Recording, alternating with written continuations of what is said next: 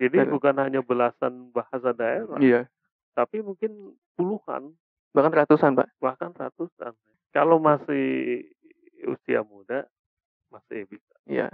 Karena secara teori itu kan yang saya tahu ya, Setelah itu Bapak mengambil S2 di ini di UMJ. UMJ. Win saya tinggalkan, yang negeri. Ngambil jurusan apa tuh, Pak? Makanya secara logika, saya sampai sekarang ya, sulit untuk menerima dapat kiriman WA, ya kan, dapat informasi. Hanya satu halaman saja.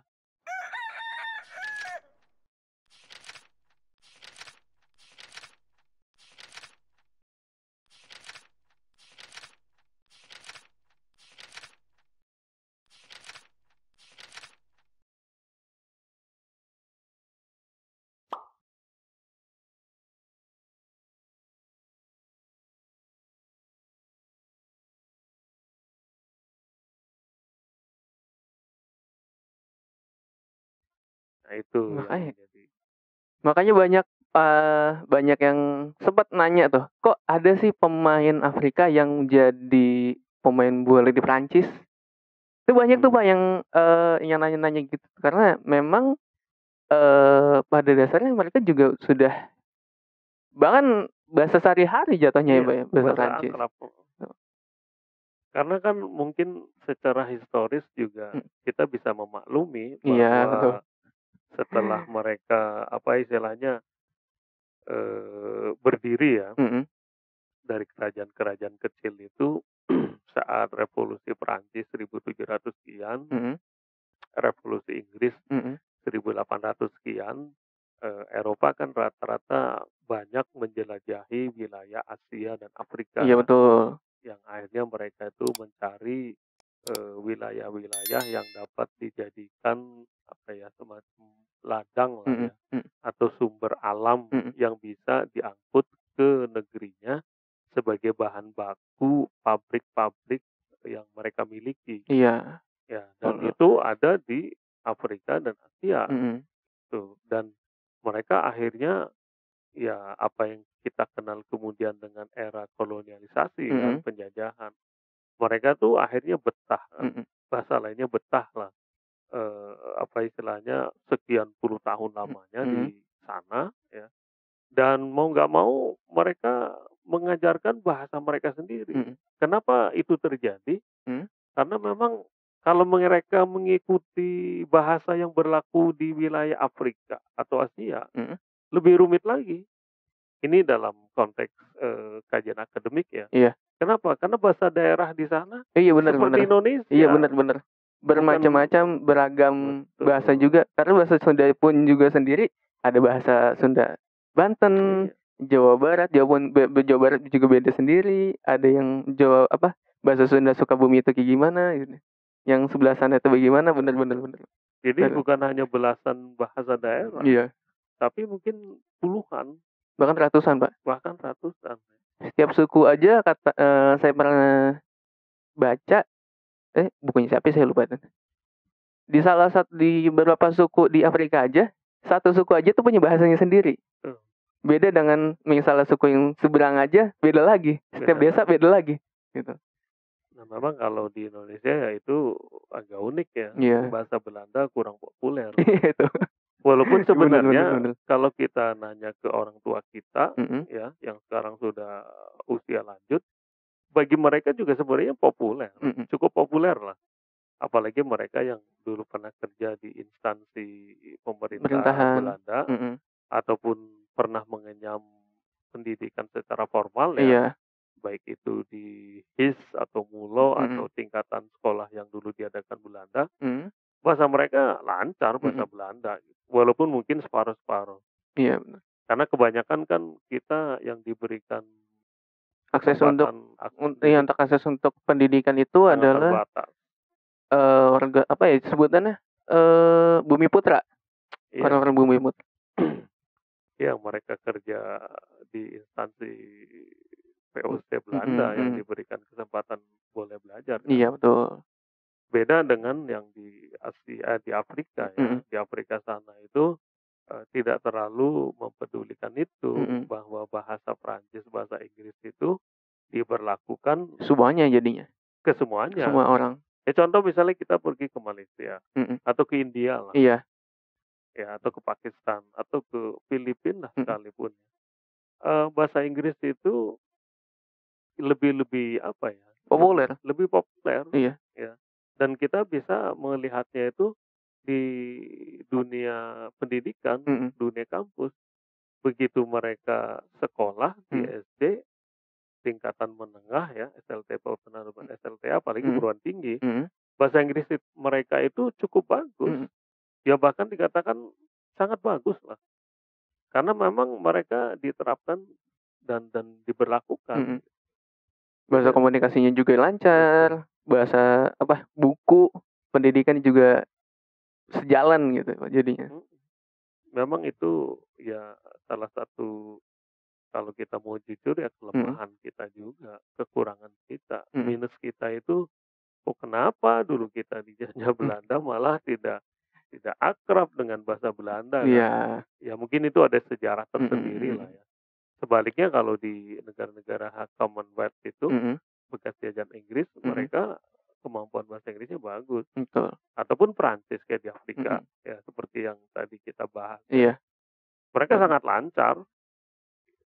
Tapi Bapak di Kairo sendiri Pak, ada mata kuliah bahasa Perancis juga Pak atau nggak ada?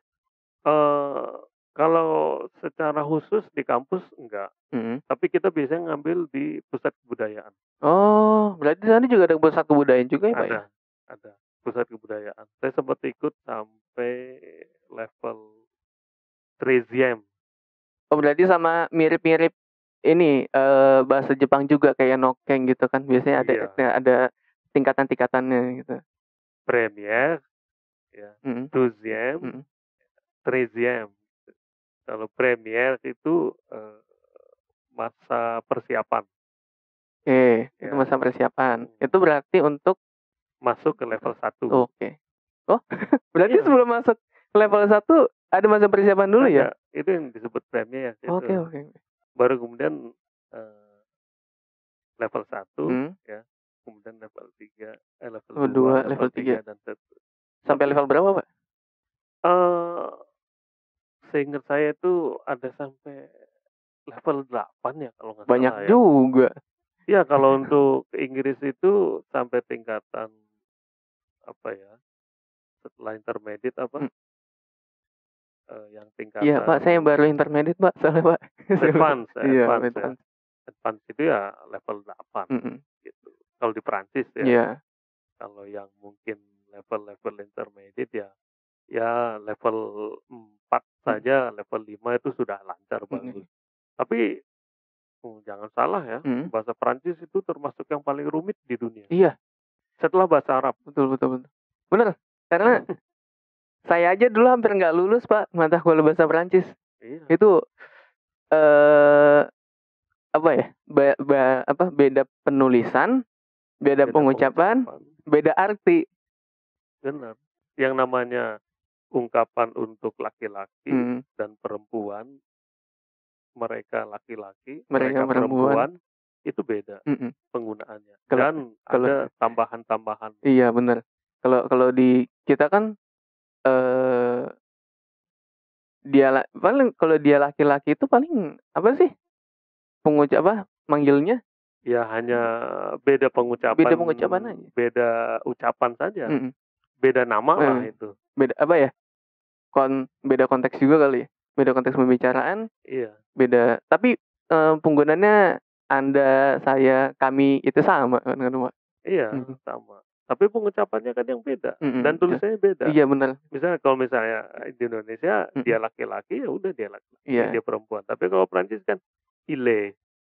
Iya benar. Ile sendiri itu kan harus ada tambahan koma atas, ya apostrof. Iya apostrof benar. Kemudian st. Kemudian kalau yang perempuan kan ele kan. Benar. Di belakangnya kan apostrof st kan. Belum lagi kalau misalnya penggunaan bentuk jamak. Iya. Ini lebih rumit lagi nih. Lebih rumit lagi soal. Saya sampai 5 bulan itu 6 bulan juga mempelajari. Waduh, kalau begini ceritanya dibanding bahasa lain. Pernah waktu di Pasca Mhm. saya belajar bahasa Jerman gitu Mhm. kan misalnya. Bahasa Jerman jauh lebih mudah kan, Mhm. apa yang tertulis, apa yang kita baca, Iya, benar. bahasa Indonesia. Satu benda, satu kata. Itu Mhm. yang saya ingat tuh, satu benda, satu kata. Atau misalnya bahasa Persia karena saya dulu pernah short course 3 bulan di sana di Mhm. Persia kan, mempelajari nah itu unik lagi itu Mhm. Persia. Jadi bertolak belakang dengan bahasa Arab ya. Lah, kok bisa, Pak? Iya, beda. Jadi kalau anjurannya tuh kalau mau belajar bahasa Persia, jangan berbarengan dengan bahasa Arab, Karena bertolak belakang bertolak jadi. belakang. Kok bisa ya? Unik kan, lucu kan? Unik unik unik.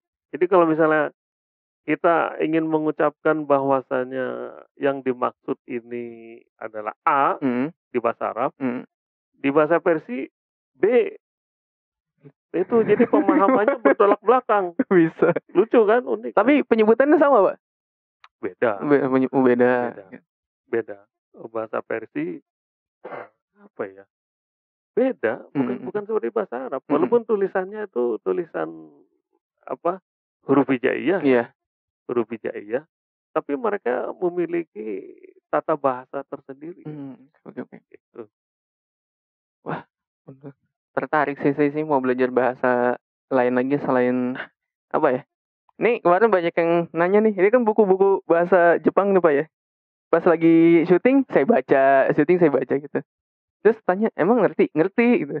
Cuman ketika dikasih buku yang lain gitu kan, aduh lupa langsung, Pak. Kalau masih usia muda, masih bisa. Iya. Karena secara teori itu kan yang saya tahu ya, Mhm.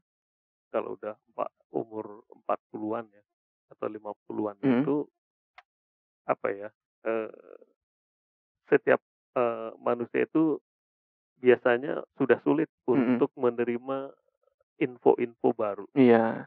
apalagi kosakata Betul ya. betul. Kosakata bahasa asing Mhm. itu kita belajar sudah umur usia 40 lebih ya, Mhm. atau 50 lebih, Mhm.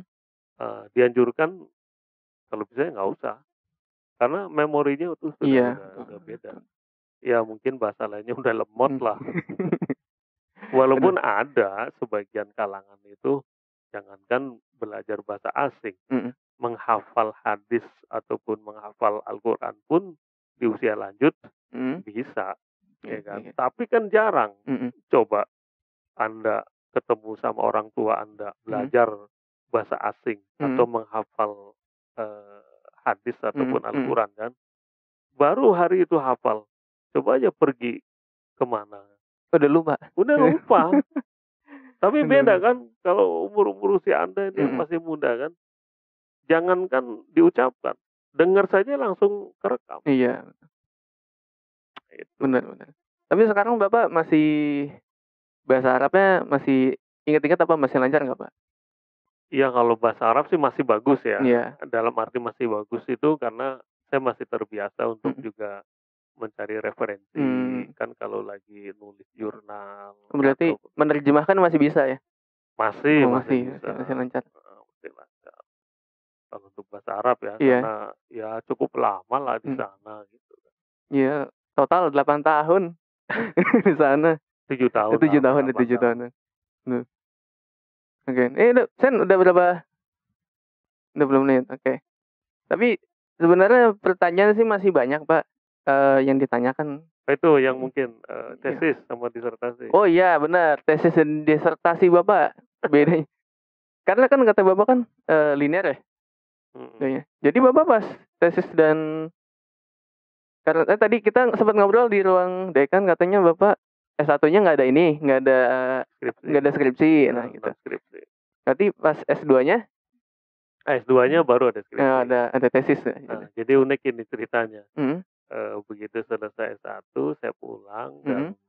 apa istilahnya, ya sebagai mahasiswa yang baru lulus kan, Mhm. idealis sekali ya, Iya. idealis sekali, di sana sudah mempelajari berbagai macam Iya teori, betul. membekali diri dengan berbagai macam perbekalan lah Mhm. Mhm. istilahnya, untuk siap tempur gitu Iya. kan, kembali ke negerinya. Begitu sampai ke negerinya sendiri, Indonesia, saya masih ingat betul itu, baru Mhm. awal reformasi kan. Tahun 98 ya? Wah, udah deh, pokoknya mau kerja, mau ke sini, mau ke sana, semuanya tuh masih apa ya, berbau aroma KKN yang sangat kental Masih kental sekali. banget. Padahal waktu itu baru dikumandangkan Mhm. perang terhadap KKN. Tahu kan KKN? Korupsi, kolusi, Kolusi, nepotisme. nepotisme. Nah itu saya merasakan sekali gitu. Ini gimana gitu kan. Karena kalau secara idealisme waktu itu kalau lulus dari filsafat kan istilahnya ya cukup inilah ya untuk masuk ke dunia kerja dalam lembaga-lembaga Iya, betul tertentu. betul. Tapi ya suasananya seperti itu, iya kan? Jadi Nggak Bapak akhirnya memilih untuk melanjutkan S2? Nah, waktu itu akhirnya saya ngajar dan sambil kuliah. Nah, kuliah pun akhirnya saya agak-agak kurang serius karena tuntutannya waktu itu saya masuk di UIN itu kan, dapat panggilan tes gitu kan. Tapi tempat saya ngajar di Muhammadiyah itu tidak dikasih jam untuk kuliah pagi hari. Iya. Sempat sedih juga saya, sempat jatuh apa ya istilahnya ya, down gitu Down kan. gitu. Duh ini gimana kan, padahal itu cita-cita saya untuk lanjut kan. Tapi ngajar nggak boleh kan, karena harus sesuai jam ngajar sekolah. Iya. Itu pun saya turun harga lah istilahnya. Kenapa turun harga? Ya Untuk ngajar lagi di sekolah umum. Bayangkan bilang kan, aduh gimana ceritanya kan. Ya sudahlah ikutin saja. Karena memang untuk masuk jadi dosen itu pada saat itu sangat sulit sekali. Ya apalagi PNS ya. Iya. Ikut tes beberapa kali juga percuma lah. Setelah itu Bapak mengambil S2 di Ini di UMJ. UMJ. UIN saya tinggalkan. Yang negeri. Ngambil jurusan apa tuh Pak? Pemikiran Islam. Oh, pemikiran. Kalau di Indonesia kan nomenklaturnya pemikiran Islam. Namanya pemikiran Islam ya filsafat. Gitu. Tuh. Ngambil judul waktu itu tesisnya itu oksidentalisme.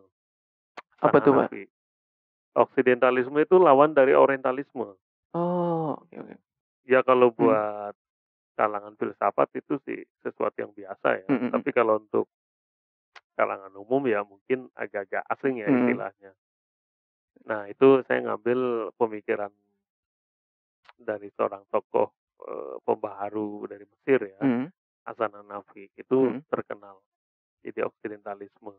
Bagaimana cara-cara negara timur, dunia timur itu untuk bisa mempelajari dunia barat.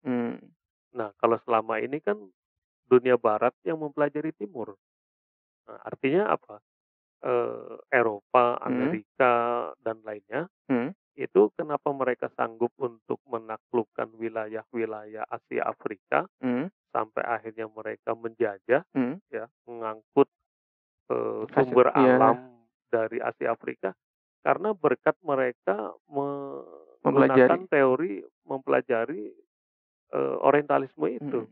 Jadi mereka tahu betul dan mempelajari apa sih itu budaya yang berlaku di Jawa, adat istiadat yang ada di Sumatera, kemudian sampai tahu persis detil bagaimana tata cara hidup masyarakat Melayu. Demikian juga orang-orang Perancis, orang-orang Portugis, orang-orang Jerman, ya, yang mempelajari juga adat istiadat budaya orang-orang Timur, baik yang di Afrika maupun yang di Asia. Nah, menurut teorinya Hasan Hanafi, harusnya kita orang Timur itu harus mampu sanggup membalikkan fakta, membalikkan teori. Kita juga harus mempelajari adat istiadat budaya masyarakat Barat, sehingga kita orang Timur itu tahu bahwa kita juga memiliki budaya, mereka juga memiliki budaya, akan terjadi equality. Jadi kita sama gitu, satu jajar, sejajar. Nah itu yang saya angkat. Oh, iya. Terus mungkin sedikit nih Pak, nih Sen, udah berapa menit? 26 menit Pak. 3 menit lagi nih harusnya. Oke. Satu sih Pak, mungkin pertama kali, wah ini pasti bakal panjang nih. Tahun berapa Bapak ngajar di Unpam Pak? Unpam saya belum lama ya. Belum lama ya? Saya selesai S3 2015. Masuk sini ya 2015 akhir. Berarti mau pas masuk 2016. ngajar saya itu tahun 2018 deh kayaknya deh.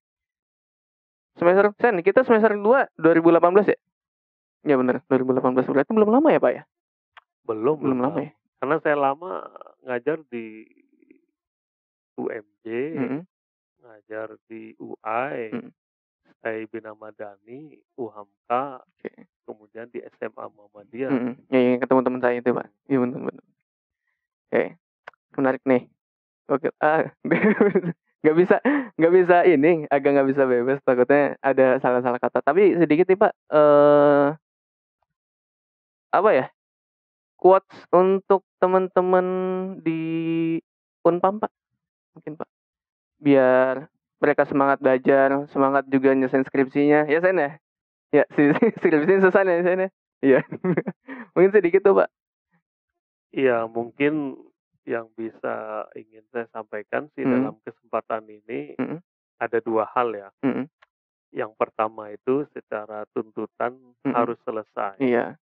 Kalau tuntutan harus selesai ya memang mau tidak mau, karena bisa jadi ya tuntutan pekerjaan, bisa jadi tuntutan keluarga, bisa jadi tuntutan yang lain, dan memang nggak perlu lama-lama. Ya, tidak perlu lama-lama untuk menyelesaikan kesarjanaan ya. Apapun kondisinya harus selesai gitu, dan kalau bisa segera mungkin. Tapi ada juga nilai idealnya. Kalau secara nilai idealnya, kalau menurut hemat saya, seorang sarjana apapun ya, termasuk sarjana sastra, baik itu sastra Indonesia maupun sastra Inggris, itu ini berlaku untuk semuanya ya, baik itu anak UI, UGM, UIN, Unpam, ya. Dia tidak akan mungkin bisa presentasi, bisa berbicara ilmiah, dia tidak mungkin bisa untuk menyampaikan satu sistematika pemikiran yang bagus, ya, yang brilian, yang genuine, yang jenius, kalau mereka itu belum banyak makan buku-buku yang berderet seperti ini. Gimana mau ngomong? Gimana mau nyampaikan ide-idenya? Sementara otak kepalanya kosong, jarang baca. Ya kan? Itu satu. Kemudian yang kedua, dia pun kalau misalnya dituntut untuk membuahkan satu karya, baik itu karya dalam bentuk tulisan ataupun karya dalam bentuk yang lain, itu juga sulit untuk menumpahkan idenya, untuk bisa mengaplikasikannya dalam bentuk satu disiplin ilmu ya. Kalau dia juga tidak pernah banyak tahu mempelajari berbagai macam teori-teori, pengetahuan-pengetahuan yang ada. Nggak mungkin lah, mustahil. Gitu kan. Artinya apa? Pohon itu akan berbuah kalau pohon itu memang sudah berusia cukup dewasa, tua, matang. Apa iya ada pohon yang masih muda bisa mengeluarkan buah? Nggak ada kan? Itu udah jadi hukum alam. Contoh misalnya, kenapa saya bisa sanggup menyampaikan penjelasan seperti ini, itu dan sebagainya kan? Ya karena pernah mempelajari, pernah baca buku ini, pernah berguru dengan ini, pernah mempraktekkan. Akhirnya bisa menghasilkan narasi-narasi yang memang bisa sesuai dalam satu disiplin itu. Itu saja sih pesannya ya, terutama untuk generasi milenial. Ya apa ya, kan memang generasi Z ya, Gen Z. Ini kita generasi apa sih Pak? Saya nggak ngitung. Generasi Z kan, artinya apa? Kecenderungannya kan ingin instan. Iya, ingin cepat. Ingin cepat. Ya. Contoh misalnya begini lah, kalau kita mendapat informasi dari WA atau misalnya Instagram atau Facebook, ya kan, dan lain sebagainya, kita ingin mendapatkan secara instan. Apa iya seinstan, sesingkat itu dari suatu permasalahan? satu persoalan, satu permasalahan, dulu para ilmuwan kita itu menjelaskan, menerangkan dalam satu buku loh, sekian puluh halaman. Betul nggak? Bahkan bukan cuma satu buku, beberapa jilid. Iya kan? Bener. 1, 2, 3, 4, 5 jilid. Itu baru satu persoalan. Makanya secara logika, saya sampai sekarang ya, sulit untuk menerima dapat kiriman WA, ya kan, dapat informasi. Hanya satu halaman saja. Bahkan nggak nyampe satu paragraf, Pak. Bahkan nggak nyampe satu paragraf. Ini gimana pertanggungjawabannya secara ilmiah? Ya kan? Satu kata, satu kalimat saja itu pertanggungjawabannya rumit itu. Secara ontologi bagaimana, secara epistemologinya gimana, secara aksiologinya gimana, kemudian secara etimologinya gimana, bahasa, belum lagi secara sintaksisnya. Weleh, sekarang itu dunianya dapat kiriman langsung hanya satu skrip saja kan. Akhirnya saya sering kadang kalau lagi ceramah atau ngasih presentasi, ya dunianya sekarang memang berbeda, tapi sangat disayangkan. Justru mundur jauh ke belakang. Bukan maju malah mundur, Pak. Bukan maju lah, mundur. Dia hanya dapat informasi itu secomot. Kalau comot agak besar ya. Seuprit dikit itu kan. Ngomong sana kemari segala macam kan. Kalau ditanya, itu sumbernya siapa? Bukunya buku apa judulnya? Penulisnya siapa? Iya kan? Jilid keberapa? Ditulis tahun berapa? Menggunakan teorinya teori apa? Nah, bingung kan menjelaskannya? Nah, itu yang sangat disayangkan. Itu sih. Ini sudah 1 jam lebih kayaknya nih. 1 jam lebih kayaknya sih. Oh ya benar 1 jam lebih. Nanti gampang lah editinnya. Tapi Pak, intinya yang saya dapat itu banyak-banyak belajar, banyak-banyak baca juga ya Pak, berarti ya? Ya, kurang lebih itulah. Karena orang menjadi bijak, orang menjadi arif, orang menjadi tahu kan bukan secara instan. Bagaimana orang akan bisa berperilaku baik, berperilaku bijak kalau hanya belajar seketika begitu saja. Dahulu orang itu harus, ya bahasa klasiknya itu harus ngelmu ke sana, ngelmu ke sini, ya kan? Lewati bergunung-gunung, bersungai-sungai gitu. Betul. Nah, tapi sekarang kita nggak tahu ya, eranya itu bagaimana. Apa iya ini akan berlangsung sampai lama? Saya juga nggak tahu. Iya. Ini yang ditakutkan banyak orang juga. Apakah ini hanya merupakan satu era transisi sendiri yang mungkin akan dibusukkan lagi dengan masa pembusukan entah tahun kapan, ya kan? Karena kita sendiri sekarang sedang menjalani kan kehidupan ini. Betul.